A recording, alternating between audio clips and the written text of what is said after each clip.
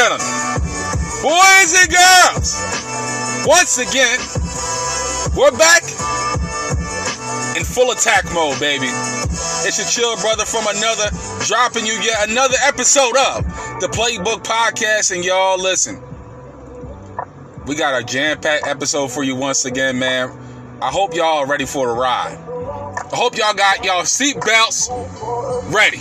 Because, oh man, we got a lot to talk about, to cover in this week that was around the world of sports, yo. As always, my good people, listen, follow your boy on Instagram, Mr. All About My Biz. And listen, I'm just trying to handle my biz so I can take care of my future kids, all right? Leave that legacy that I'm trying to leave, you feel? Listen, go to Spotify, Anchor, Spreaker, Google Podcasts, and follow the script. Follow it. I'm serious. Follow it. Follow that. Help us continue to reach and meet the masses, man. Bring the barbershop to the podcast, all right? Listen, with this podcast, we got a lot of things going on. Today, we're going to talk about don't fold, be bold, all right? Don't be folding out here like some lawn chairs. I need you to remain bold. I know some things happen in life where, hey, it's hard for you to remain bold. It's hard for you to remain fighting when you've been fighting for a long time. But listen, champions find a way to keep fighting and find a way to still be bold, even when fear tries to get in the way of that. We're going to talk about that in the championship speech, along with some guys that didn't fold and were bold enough when the spotlight was brightened all up on them. All right, with the Lakers, and it's crazy to say this, right? The Lakers got knocked out in the first round. LeBron is gone in round number 1, y'all. What changes are going to be made in LA? We're going to talk about that in stereo. Dame, is he ready to change his game? Is Dame ready to finally make a move out of Portland? Some of his comments on Twitter, they're a little, I don't know. You're going to have to really look into all that. Also, we got the semifinals of the NBA playoffs up and going as well. We got Atlanta, Philly, Brooklyn, Milwaukee, Phoenix and Denver, Utah, and the Clippers. I'm going to give you my predictions on who's moving on to the conference finals as well. Trivia question of the day, as always, we got the NFL, Julio Jones, going to the Tennessee Titans. Wow. That went down today, and man, listen. Are the Titans ready for a championship push? I'm going to talk to you about some free agents looking for a home and possible fits. And I'm going to give you the brand spanking new Turner's top 5 moments of the week, all right? Listen, as always, we got the championship speech to end the show. And listen, y'all. Oh, man, I'm so excited. I can hardly contain my excitement, y'all. Listen, without further ado, let's get right into the Playbook Podcast. Let's go.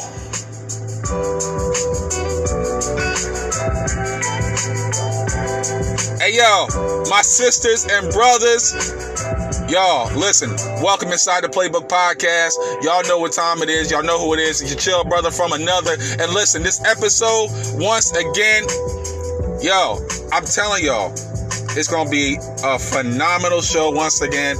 Listen, please like, share, subscribe. We got the Playbook Podcast page popping up on Facebook and also on YouTube in the coming week. This coming week, actually. So I need you guys to like and then subscribe to the page as we continue to reach and expand our horizons, all right? Go to Spotify, Google Podcasts, Anchor, Spreaker, wherever you find your podcast to give you what you need from the world of sports, all right? Listen, y'all, without further ado, let's cut out the fluff. Let's get into the stuff. And I'll give you guys the opening tip. So listen, y'all, with the opening tip, we got to talk about what went down in LA. What happened? What happened was, that's all I can kind of hear LeBron saying right now. What happened was, like, I ain't have AD, so that was the reason why we got bounced by Phoenix. Nah, y'all really didn't have the team necessary this season like y'all did last season. Y'all have enough dogs in the fight, really. And that proved itself against Phoenix, as the Suns were able to knock out LeBron James and the Los Angeles Lakers. LeBron losing in the first round in his career. Ever going down in the first round, right? What type of changes are going to be made in LA, y'all? I mean, you know LeBron loves to trade folk. You know he likes to get people up out of here. You know he does. So y'all already know this all season, LeBron going to be like, listen, Rob Pelinka, y'all need to trade Kyle Kuzma. Y'all need to trade or get rid of Dennis Schroeder. Y'all probably need to go ahead and let go of Alex Caruso. Get KCP up out of here. I mean, he dropping 0 points in 2 games. You already know the conversation that LeBron is having right now, right? That's what's going down. Okay? But still, let's give credit where credit is due. Devin Booker, young brother, another light-skinned brother. I don't know about the good hair part, but he got some real black hair. You know, he got the whole curly afro thing going on, right? My man dropping 47 in Game 6 in this game-clinching game. My man said, listen, I am ready for this moment. And sure enough, young brother was ready for the moment. I mean, dropping 21 in the first quarter, my man was in fuego as soon as he got on the court.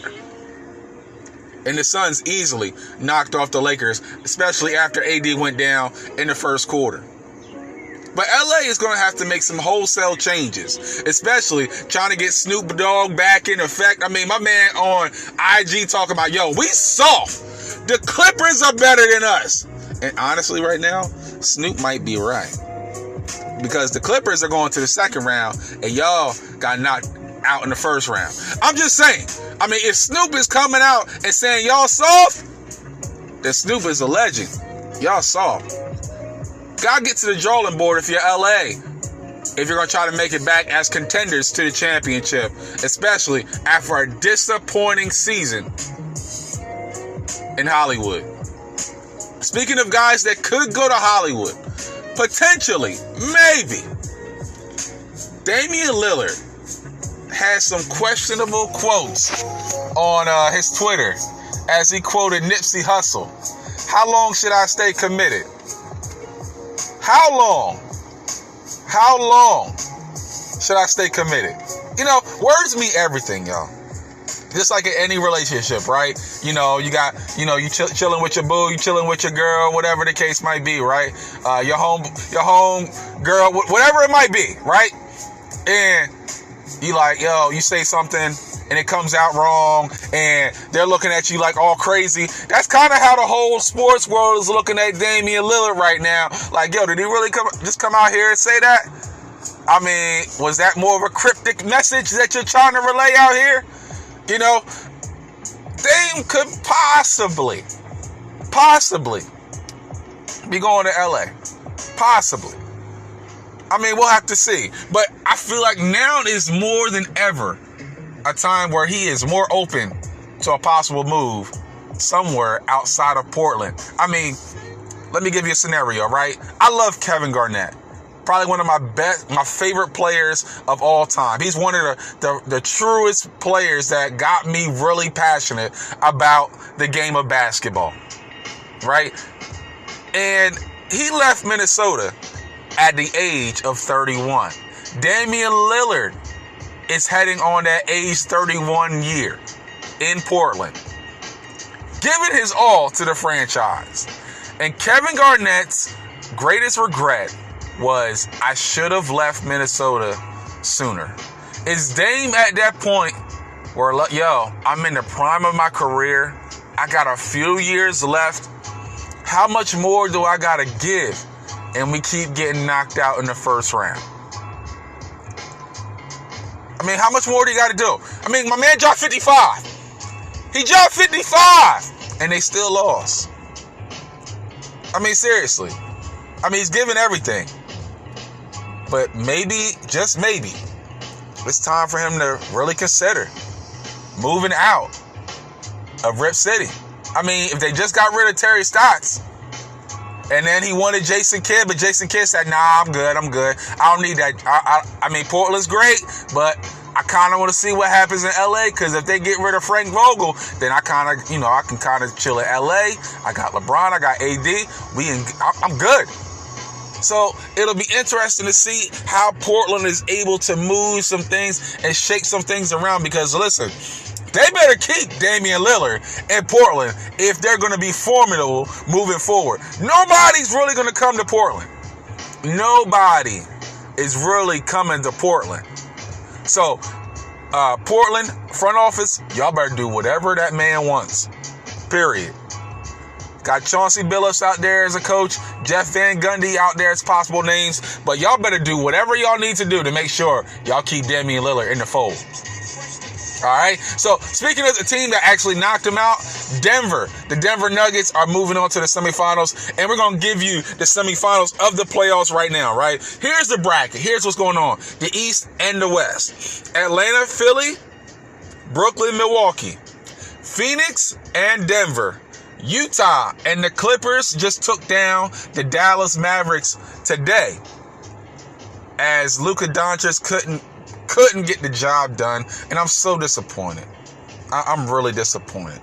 It's not Luka's fault, because my man was just dropping 40 points almost every night.